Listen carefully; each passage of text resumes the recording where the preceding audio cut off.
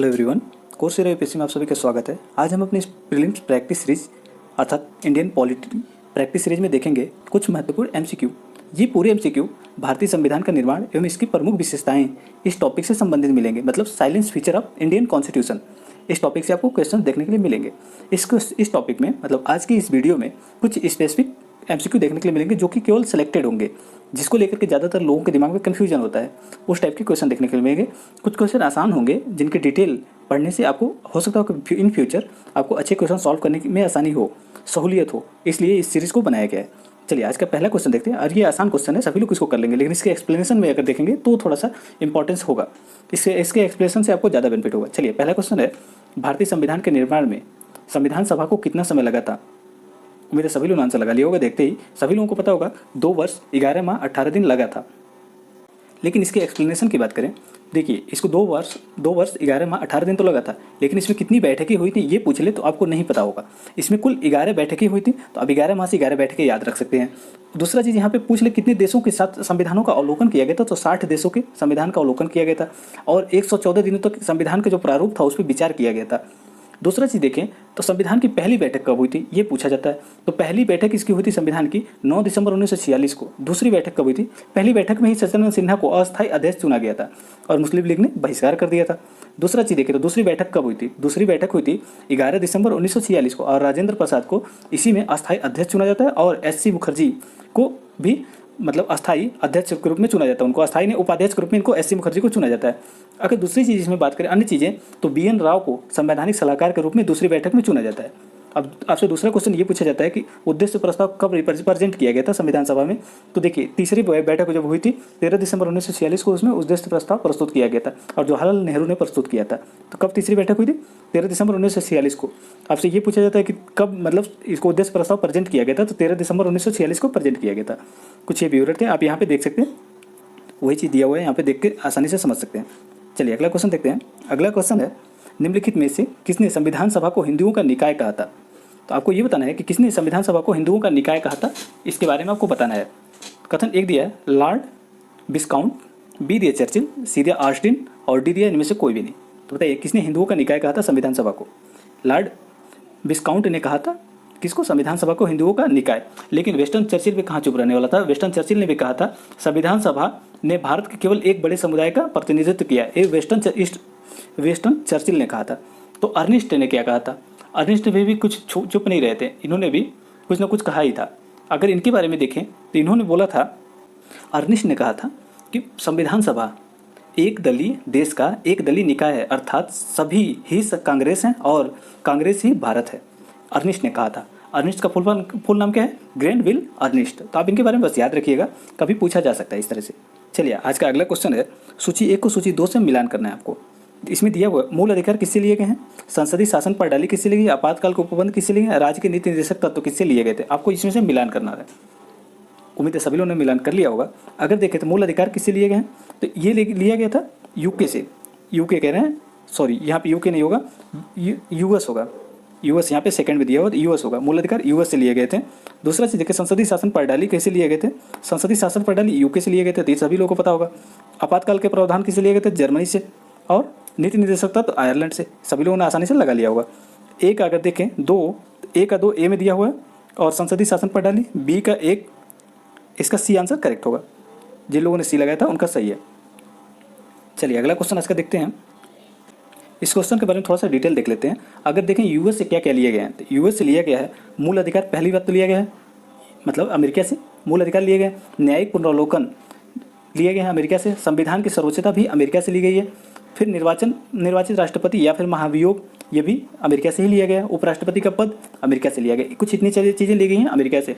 अगर यूके की बात करें, यूके से क्या क्या चीज़ें लिया गया, यूके से संसदीय शासन प्रणाली भारत में ली गई है।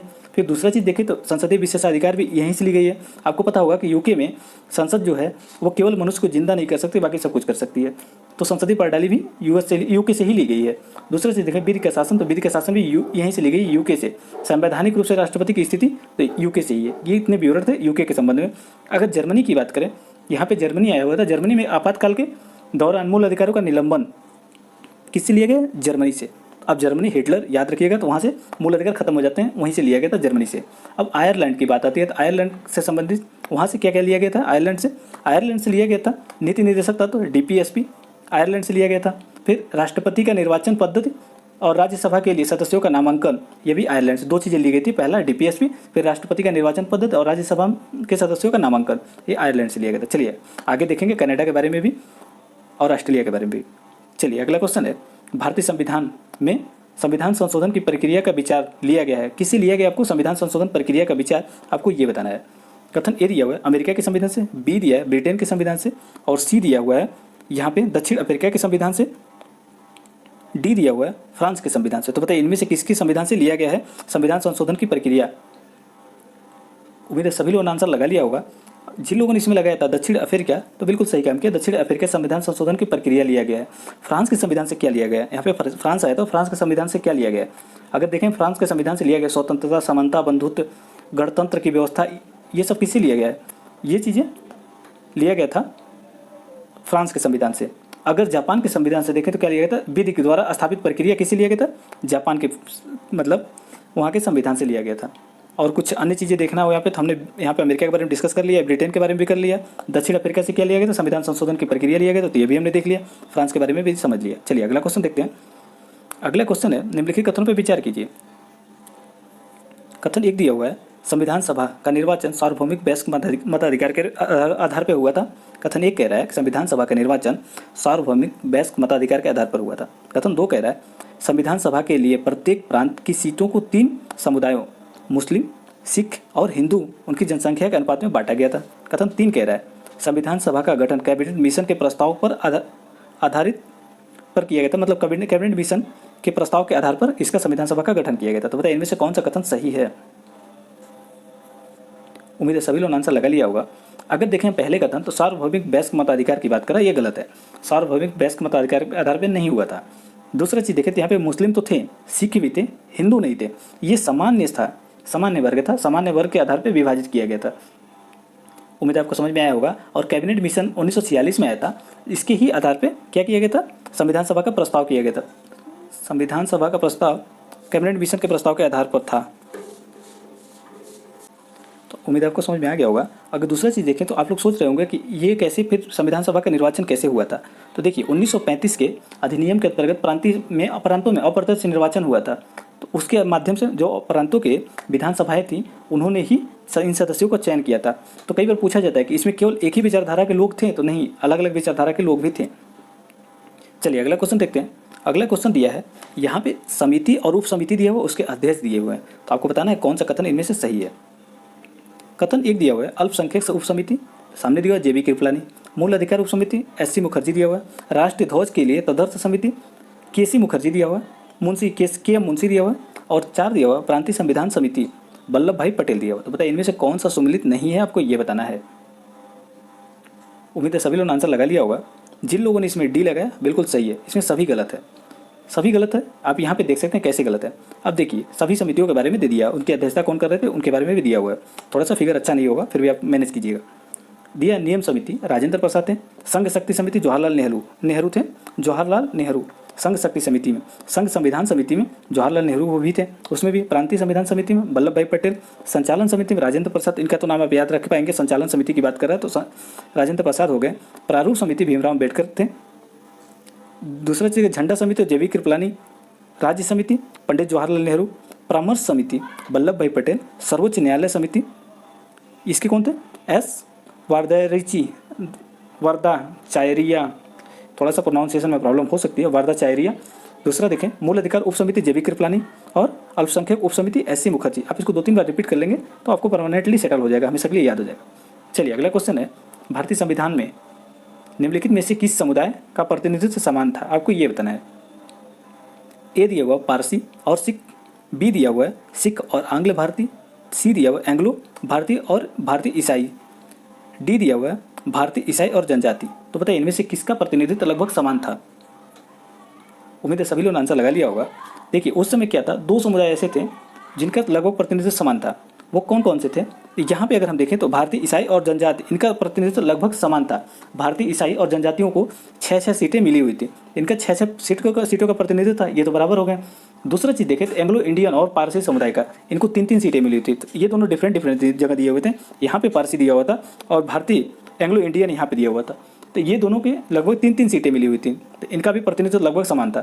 तो यहाँ पे जो सिमिलर एक साथ दिया हुआ था, तो भारतीय ईसाई और जनजाति, इनका 6-6 सीटें मिली हुई थी, इनका प्रतिनिधित्व समान था।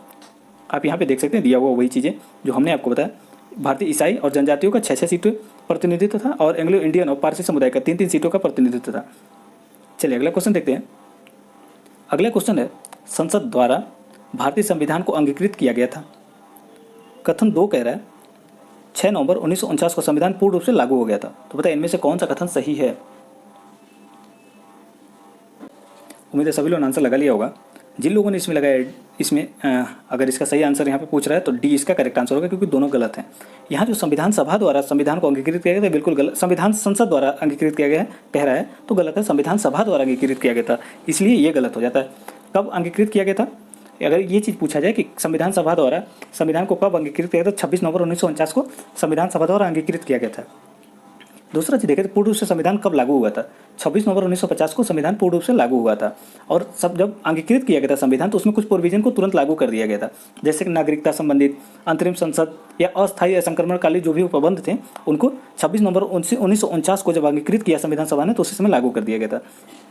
चलिए अगला क्वेश्चन है, संविधान सभा के गठन के संबंध में निम्नलिखित कथनों पर विचार कीजिए। कथन 1 दिया हुआ है, 1934 में भारतीय राष्ट्रीय कांग्रेस ने संविधान सभा के गठन की मांग को पहली बार अपनी अधिकृत नीति में शामिल किया। कथन 2 दिया हुआ है, भारत में संविधान सभा का गठन दिसंबर 1946 में किया गया था। इनमें से बताना है कौन सा असत्य है। उम्मीद है सभी लोगों ने आंसर लगा लिया होगा। जिन लोगों ने इसमें लगाया है अपना,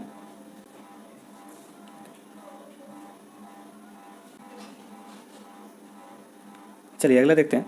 ये क्वेश्चन डिस्कस हो गया या नहीं? चलिए दोबारा डिस्कस कर लेते हैं। संविधान सभा निर्माण से संबंधित निम्नलिखित कथनों पर विचार कीजिए। कथन 1 दिया, संविधान सभा में अनेक सदस्य थे जो कांग्रेसी नहीं थे। कथन 2 दिया हुआ है, संविधान सभा में समाज के अलग अलग समूहों का प्रतिनिधित्व था। 3 दिया हुआ है, संविधान सभा के सदस्यों की विचारधारा समान थी। कथन 4 दिया, संविधान सभा में महात्मा गांधी संविधान सभा के सदस्य थे। कथन 4 कह रहा था। तो बताइए इनमें से कौन सा कथन सही है? उम्मीद है सभी लोगों ने आंसर लगा लिया होगा। अगर देखें जहाँ पे 3 दिया हुआ है, संविधान सभा की विचारधारा समान थी, तो बिल्कुल गलत है। संविधान सभा की विचारधारा समान नहीं थी, महात्मा गांधी इसके सदस्य नहीं थे। ऐसे में हमारा आंसर सही निकलता है ए, क्योंकि इसमें भी 3 है, 4 डी में भी 3 है, सी में भी 3 और 4 है, तो जबकि 3 और 4 गलत था। हमें सत्य ढूंढना था, हमारा सही आंसर ए निकल गया। चलिए अगला क्वेश्चन देखते हैं। अगला क्वेश्चन है, सरदार वल्लभ भाई पटेल के बारे में निम्नलिखित कथनों पर विचार कीजिए। कथन 1 दिया हुआ है, ये संविधान सभा के मौलिक अधिकार और अल्पसंख्यक तथा प्रांतीय मामलों की समिति से संबंधित थे। कथन 2 दिया हुआ है, इन्होंने देशी रियासतों का भारत संघ में विलय करवाने में महत्वपूर्ण भूमिका निभाई। कथन 3 दिया हुआ है, ये स्वतंत्र भारत के पहले उप प्रधानमंत्री और गृह मंत्री थे। तो बताइए इनमें से कौन सा कथन सही है? उम्मीद है सभी लोगों ने आंसर लगा लिया होगा। इसमें जिन लोगों ने लगाया था डी, उनका बिल्कुल करेक्ट है। इसमें डी सही आंसर है। देखिए, वे संविधान सभा के मौलिक अधिकार, अल्पसंख्यक अधिकार और प्रांतीय मामलों की समिति के से संबंधित थे, तो ये बिल्कुल सही है। इन्होंने देशी रियासतों के विलय में, भारत में विलय करवाने में महत्वपूर्ण भूमिका निभाई थी, ये भी बिल्कुल सही है। ये स्वतंत्र भारत के पहले उप प्रधानमंत्री और गृह मंत्री थे, तो ये भी बिल्कुल करेक्ट है। इसका सही आंसर डी है। चलिए अगला क्वेश्चन देखते हैं। संविधान सभा के किस सदस्य ने यह समाधान प्रस्तावित किया कि भारत का राष्ट्रीय ध्वज समान अनुपात में केसरी, सफ़ेद और हरे रंग का क्षैतिज तिरंगा हो, जिसमें बीच में एक गहरे नीले रंग के एक चक्र हो? बताइए किसने कहा था? उम्मीद है सभी लोगों ने आंसर लगा लिया होगा। जिन लोगों ने इसमें लगाया था ए, मतलब जवाहरलाल नेहरू, तो बिल्कुल सही काम किया। जवाहरलाल नेहरू ने ही रखा था। 19 अगस्त 1947 को इन्होंने रखा था। दूसरा चीज़ देखें तो यहाँ पे एक छोटा सा एरर हो गया, अब याद रखिएगा। 13 दिसंबर 1946 को इन्होंने 13 दिसंबर 1946 को संविधान सभा में जवाहरलाल नेहरू उद्देश्य प्रस्ताव प्रस्तुत किया था और राष्ट्रीय आंदोलन के प्रमुख मुद्दों को 13 दिसंबर को तो जवाहरलाल नेहरू ने संविधान सभा में अपना उद्देश्य प्रस्ताव प्रस्तुत किया था। फिर इसके बाद क्या हुआ, 22 जुलाई 1947 को संविधान सभा में वर्तमान ध्वज को इन्होंने ही रिप्रेजेंट किया था। तो इसलिए जिसका अनुपात कितना है, अनुपात बताइए, 2.2 संबंधित 3 है अनुपात, तो इसको जवाहरलाल नेहरू ने प्रेजेंट किया था। इसका सही आंसर ए होगा। उन्होंने दूसरा चीज़ इसके ऊपर रिवाइज कर लेते हैं। 13 दिसंबर 1946 को उद्देश्य प्रस्ताव किसने प्रस्तुत किया था? जवाहरलाल नेहरू ने किया था, और इन्होंने ही वर्तमान ध्वज को भारतीय राष्ट्रीय मतलब को समर्पित किया था और इन्होंने माना था कि उसमें समान अनुपात में केसरी, सफ़ेद और हरे रंग का क्षैतिज तिरंगा होना चाहिए, जिसमें बीच में नीले रंग के घड़ी चक्र होना चाहिए। तो उम्मीद आपको समझ में आया होगा। चलिए अगला क्वेश्चन देखते हैं। आप यहाँ पे देख सकते हैं 22 जुलाई 1947 को किसने रिप्रेजेंट किया था? तो नेहरू ने रिप्रेजेंट किया था। चलिए अगला क्वेश्चन है 15 अगस्त 1947 को भारत के स्वतंत्र होने और 26 जनवरी 1950 को उसके द्वारा स्वयं को संप्रभु लोकतंत्र गणराज्य घोषित किए जाने के बीच की अवधि भारत सरकार किसके उपबंध के अधीन कार्यरत रही? आपको ये बताना है। तो ये तो लगभग सभी लोगों को पता होगा, भारत शासन अधिनियम 1935। ये सभी लोगों ने आसानी से इसको आंसर कर लिया होगा। दूसरा चीज़, अगर इसके बारे में थोड़ा सा डिटेल देखें हम, यहाँ पे अगर देखें हम, तो 15 अगस्त 1947 को क्या हुआ था? भारत आज़ाद हुआ था और 26 जनवरी 1950 को संविधान लागू होता है। 26 जनवरी 1950 को, तो बताइए 26 जनवरी को ही क्यों संविधान लागू किया गया था? देखिए 26 जनवरी 1930 को क्या हुआ था? पूर्ण स्वराज दिवस मनाया गया था। कहाँ पे? लाहौर अधिवेशन के दौरान। तो उसी के उपलक्ष्य में हमने 26 जनवरी को ही संविधान लागू किया था। तो उसी दिन गणतंत्र बने थे हम। तो ये चीज़ें कुछ थी। और 26 नवंबर 1949 को क्या हुआ था? इस समय संविधान पूर्ण रूप से तैयार हो गया था 26 नवंबर 1949 को। और इसी दिन हम अब मनाते हैं क्या? इसी दिन मनाते हैं हम किनके जयंती मनाते हैं? तो बताइए। इस समय हम मनाते हैं B.R. अम्बेडकर की जयंती मनाते हैं इसी दिन। कब? 26 नवंबर को ही मनाते हैं। 2015 से प्रारंभ हुआ है। चलिए अगला क्वेश्चन है, निम्नलिखित कथनों पर विचार कीजिए। कथन 1 दिया हुआ है, भारत के राष्ट्रपति के निर्वाचन का प्रावधान संविधान लागू होने की तिथि से प्रभावी हुआ। कथन 2 दिया हुआ है, लोकसभा के पहले चुनाव के तुरंत बाद दल बदल का प्रावधान पहली बार प्रयोग किया गया। तो बताइए इनमें से कौन सा कथन सही है? उम्मीद है सभी लोगों ने आंसर लगा लिया होगा। जिन लोगों ने इसमें लगाया है डी, उनका बिल्कुल सही आंसर है। क्यों? क्योंकि संविधान लागू हुआ और राष्ट्रपति का निर्वाचन दोनों डिफरेंट डेट पे हुआ था।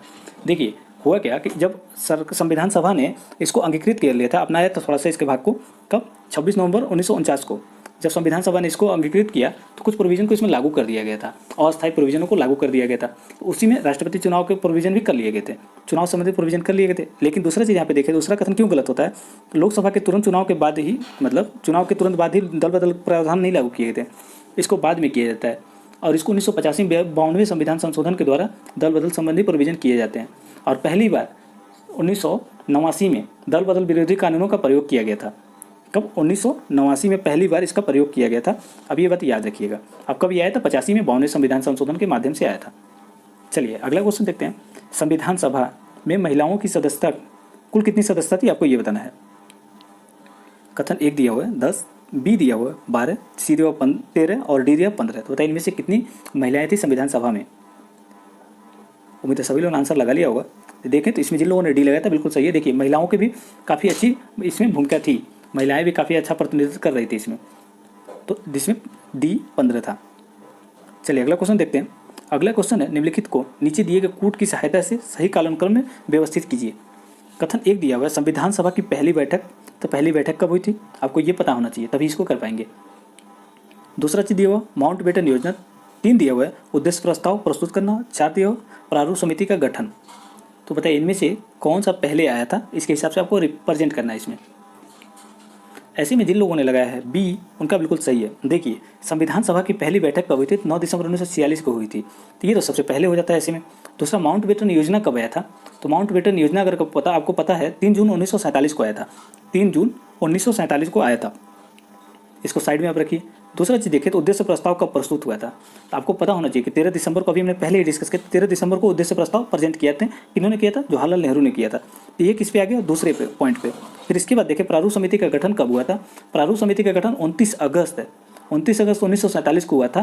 तो ये हमारा सबसे लास्ट पे हो जाएगा प्रारूप समिति, इसलिए हमारा बी इसका करेक्ट आंसर होता। आप यहाँ पे रोक के आसानी से देख सकते हो, वही विवरण यहाँ पे दिया हुआ है। चलिए अगला क्वेश्चन है, भारतीय संविधान की निम्नलिखित में से कौन सी विशेषताएं हैं? आपको बताना है कि भारतीय संविधान की कौन सी विशेषताएं हैं। कथन 1 दिया हुआ है गणतंत्र। 2 दिया हुआ है प्रत्यक्ष लोकतंत्र। 3 दिया हुआ है महिलाओं के लिए समान अधिकार। 4 दिया हुआ कल्याणकारी राज्य। 5 दिया हुआ सीमित मताधिकार। तो बताइए इनमें से कौन सा भारतीय संविधान में कौन कौन सी विशेषताएं उपलब्ध हैं? उम्मीद है सभी लोगों ने आंसर लगा लिया होगा। देखें अगर भारतीय संविधान की मुख्य विशेषताएं तो ये गणतंत्रात्मक है क्योंकि राष्ट्रपति का निर्वाचन होता है हमारे वहाँ। दूसरा देखिए प्रत्यक्ष लोकतंत्र, हमारे यहाँ क्या प्रत्यक्ष लोकतंत्र है? बिल्कुल भी नहीं है, ये गलत है। महिलाओं के लिए समान अधिकार, तो ये बिल्कुल सही है। कल्याणकारी राज्य, तो ये आपको पता होगा डीपीएसपी अगर आप ध्यान में रख रहे होंगे तो बिल्कुल सही है। ये सीमित मताधिकार नहीं है, सार्वभौमिक मताधिकार है। तो इसलिए हमारा 2 और 5 कैंसिल हो गया। 2 जिसमें भी आप कैंसिल करेंगे तो आप आसानी पे आंसर पे जा सकते हैं। सी इसका सही आंसर है। यहाँ पे अगला क्वेश्चन देखते हैं। संसदीय प्रणाली का निम्नलिखित में से कौन सा लक्षण भारतीय राजनीतिक प्रणाली में नहीं पाया जाता है? एक दिया हुआ है दोहरी नागरिकता, बी दिया हुआ है परिसंघ और संघ राज्यों के बीच शक्तियों का वितरण, सी दिया हुआ है संविधान की सर्वोच्चता और डी दिया है संविधान के निर्वाचन में न्यायपालिका का प्राधिकार। तो बताइए इनमें से कौन सा कथन सही नहीं है? किसके संबंध में? भारतीय प्रणाली के, भारतीय मतलब राजनीतिक प्रणाली के संबंध में। उम्मीद है सभी लोगों ने आंसर लगा लिया होगा। आपको पता होगा कि हमारे वहाँ दोहरी नागरिकता का कोई प्रोविजन नहीं है, चाहे गुजराती हो, चाहे बिहारी हो या फिर हरियाणवी हो, सबका एक ही नागरिकता है, वो है इंडियन। न कि गुजराती हरियाणवी ऐसा कुछ भी नहीं है, हमारे वहाँ एक ही नागरिकता है, वो है इंडियन। भारतीय नागरिकता केवल एक ही है। चलिए अगला क्वेश्चन है, भारतीय संविधान के बारे में निम्नलिखित में से कौन से कथन सही हैं? कथन 1 दिया हुआ है यह वयस्क मताधिकार पर आधारित नहीं थी। कथन 2 दिया है यह प्रत्यक्ष निर्वाचन से बनी थी। कथन 3 दिया हुआ है यह एक बहुदलीय निकाय थी। कथन 4 दिया हुआ है यह विभिन्न समितियों के माध्यम से कार्य करती थी। बताइए इनमें से कौन सा कथन सही है संविधान सभा के बारे में? उम्मीद है सभी लोगों ने आंसर लगा लिया होगा। अगर पहला कथन देखें तो यह वयस्क मताधिकार पर आधारित नहीं थी, तो हमने पहले डिस्कस कर लिया, तो बिल्कुल करेक्ट है। दूसरा देखें यह प्रत्यक्ष निर्वाचन पर बनी हुई थी, तो दोनों आपस में कंट्रोवर्सी नहीं करते हैं, कंट्रोवर्सी करते हैं, इसलिए दूसरा गलत हो जाता है। तीसरा देखें तो यह एक बहुदलीय निकाय थी, तो बिल्कुल सही है।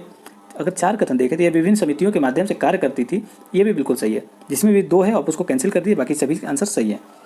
सी इसका सही आंसर है, 2 इसमें गलत है। चलिए अगला क्वेश्चन देखते हैं। नम्यता और अनम्यता दोनों भारतीय संविधान की विशेषताएं हैं।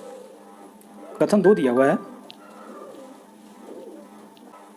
कथन 2 दिया है भारतीय राष्ट्रपति संविधान का संरक्षक है। तो बताइए इनमें से कौन सा कथन सही नहीं है? आपको सही नहीं है ये बताना है। उम्मीद है सभी लोगों ने आंसर लगा लिया होगा। अगर देखें तो भारतीय संविधान नम्यता और अनम्यता दोनों की विशेषताएं पाई जाती हैं। मतलब यहाँ पे कुछ ऐसी चीज़ें हैं जिनको आसानी से संशोधन किया जा सकता है, कुछ हैं जिनमें बहुत जटिल है, मतलब विशेष बहुमत भी चाहिए, उसके साथ 50% राज्यों का भी समर्थन चाहिए, इसलिए वो बहुत जटिल हो जाता है। तो दोनों का विवरण मिलता है हमारे संविधान में, तो बिल्कुल सही है। अगर जो दूसरा दिया हुआ है राष्ट्रपति संविधान का संरक्षक है, तो बिल्कुल गलत है। ये राष्ट्रपति नहीं है, न्यायपालिका है, स्वतंत्र न्यायपालिका हमारे वहाँ, तो वो है इसकी संरक्षक। मतलब अगर संसद कोई किसी संशोधन को करता है संशोधित, तो मूल ढांचे के आधार पर, आपको पता होगा किसान भारतीय मूल ढांचे के आधार पर उसको नल एंड वैलिफाइड कर सकता है, मतलब शून्य घोषित कर सकता है उसको। तो इसका सही आंसर डी है, बी है, बी इसका करेक्ट आंसर है, क्योंकि सही नहीं पूछा था, दूसरा सही नहीं था। चलिए अगला क्वेश्चन देखते हैं। अगला क्वेश्चन है भारतीय राजनीति प्रणाली के संदर्भ में निम्नलिखित कथनों पर विचार कीजिए।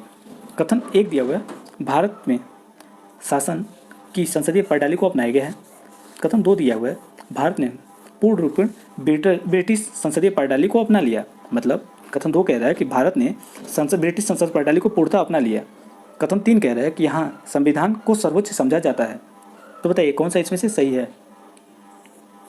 उम्मीद है सभी लोगों ने आंसर लगा लिया होगा। जिन लोगों ने 1 और 3 लगाया था बिल्कुल सही है। अगर दूसरा चीज़ देखें तो भारत ने पूर्णतः नहीं अपनाया है, बहुत सारी चीज़ें हमारे वहाँ परिवर्तित, हमारे वहाँ लिखित संविधान है, जबकि ब्रिटेन में अलिखित संविधान, वहाँ लिखित नहीं है। तो 2 जैसे आप कैंसिल करेंगे तो आपको आसानी से आंसर मिल जाएगा। इसका सी आंसर सही है। उम्मीद है सभी लोगों ने इसको सही कर लिया होगा।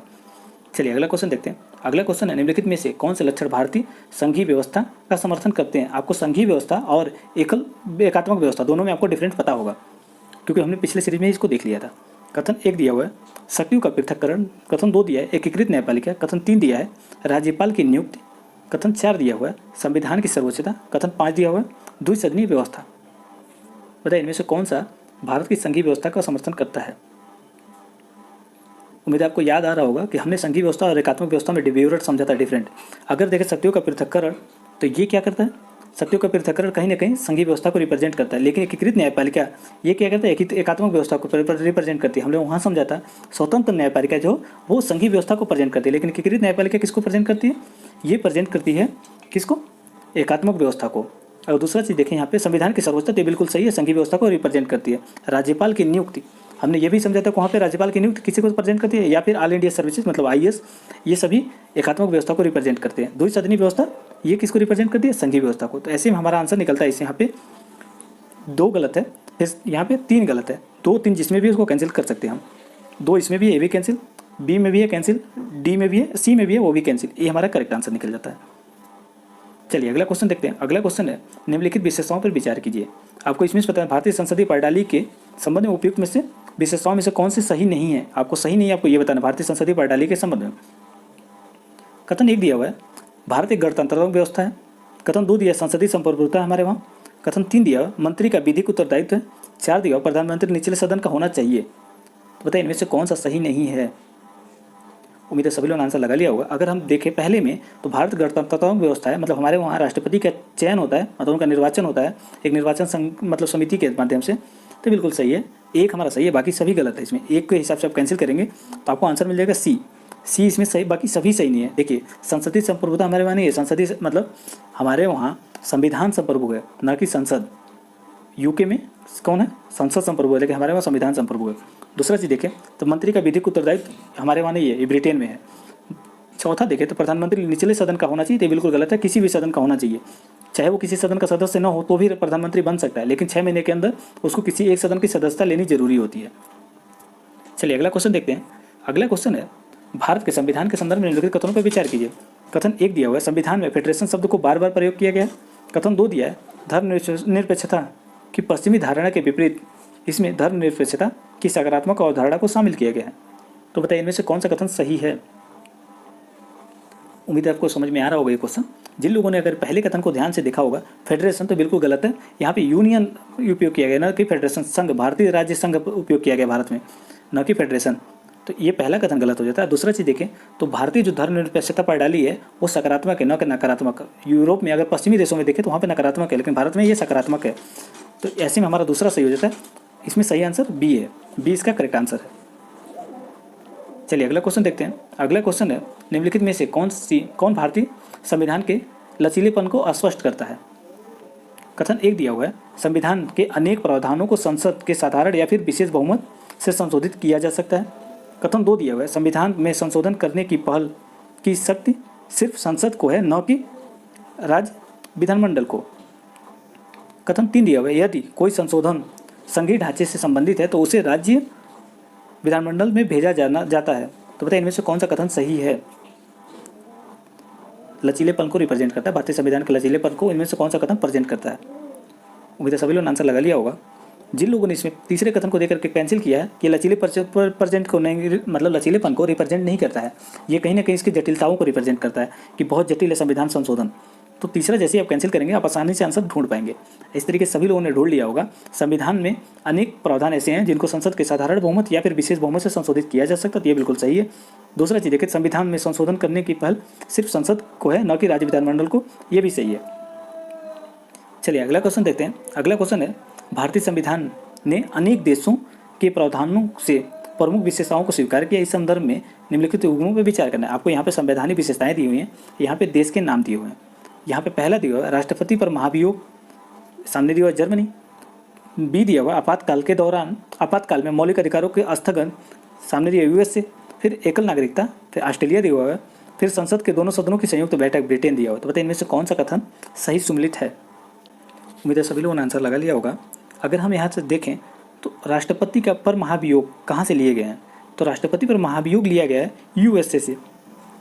ये हमने पहले ही देख लिया था। आपातकाल के दोनों मौलिक अधिकारों को स्थगन, मतलब उनको समाप्त करना, ये जर्मनी से लिया गया। ए का हो जाता है 2 और बी का हो जाता है 1। तो ये किस में दिया हुआ है, बी और डी में दिया हुआ है।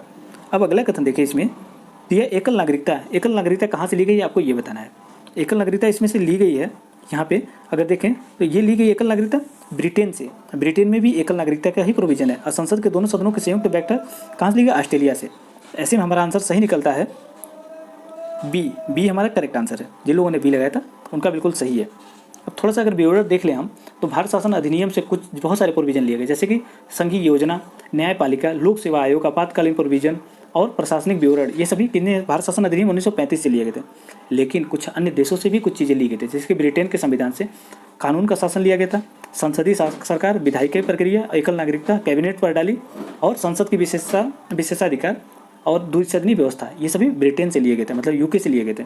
अब देखें हम यूएसए से क्या लिया गया था। हमने पहले ही देख लिया था कि यूएसए से मौलिक अधिकार लिया गया था, न्यायपालिका की स्वतंत्रता यूएसए से ली गई थी, न्यायिक समीक्षा भी यूएसए से ली गई थी, राष्ट्रपति पर महाभियोग ये भी यूएसए से ली गई थी, सर्वोच्च न्यायालय और उच्च न्यायालय के न्यायाधीशों की विमुक्ति की प्रक्रिया भी कहाँ से ली गई थी, यूएसए से ली गई थी। अब देखें आयरिश से क्या लिए थे हम लोगों ने, आयरिश से लिए थे डीपीएसपी लिए थे, उच्च सदन में सदस्यों के मनोनयन, राष्ट्रपति के निर्वाचन के विधि। अगर कहीं पूछा जाए कहाँ से लिया था तो आयरिश से लिया गया था।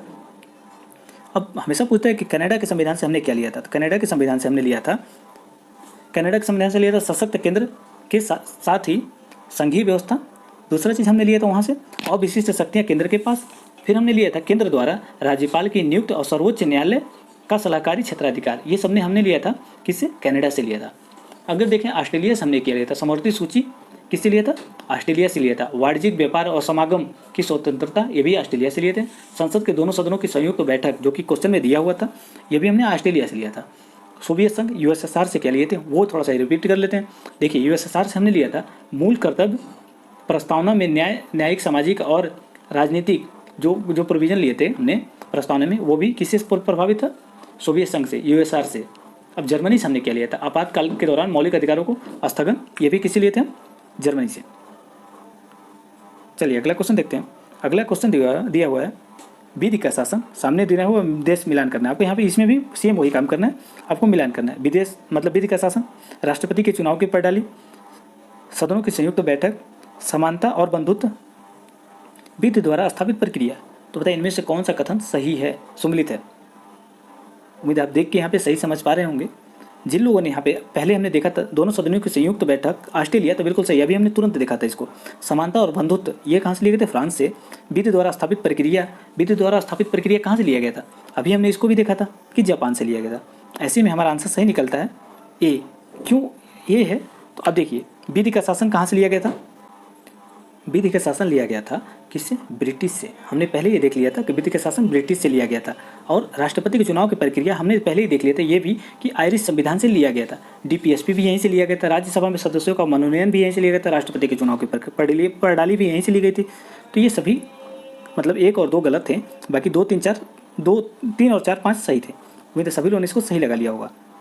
चलिए अगला क्वेश्चन देखते हैं। अगला क्वेश्चन है भारतीय संविधान का दार्शनिक हिस्सा प्रेरित है, किससे प्रेरित है आपको ये बताना है। एक दिया हुआ है आयरिश संविधान से, बी दिया हुआ है अमेरिकी संविधान से, सी दिया हुआ है ब्रिटिश संविधान से, डी दिया है संविधान और अमेरिकी मतलब आयरिश संविधान और अमेरिकी संविधान से। तो बताइए इनमें से संविधान का, भारतीय संविधान का दार्शनिक हिस्सा किससे प्रेरित है। उम्मीद है सभी लोगों ने आंसर लगा लिया होगा। जिन लोगों ने इसमें लगाया है डी, उनका बिल्कुल सही है। आयरिश संविधान और अमेरिकी संविधान से प्रेरित है भारत का दार्शनिक हिस्सा। देखिए और दूसरा चीज़ यहाँ पे देखें। चलिए अगला क्वेश्चन देख लेते हैं। अगला क्वेश्चन है भारतीय संविधान सभा द्वारा राष्ट्रीय गान को स्वीकृति कब प्रदान की गई थी, स्वीकृति कब प्रदान की गई थी राष्ट्रीय गान को, बताइए इनमें से देख के कब प्रदान की गई थी। 22 जुलाई 1947 को, 24 जनवरी 1950 को, 26 नवंबर 1950 को, 26 जनवरी 1950 को। तो कब स्वीकृति प्रदान की गई थी राष्ट्रीय गान को। उम्मीद है सभी लोगों ने आंसर लगा लिया होगा।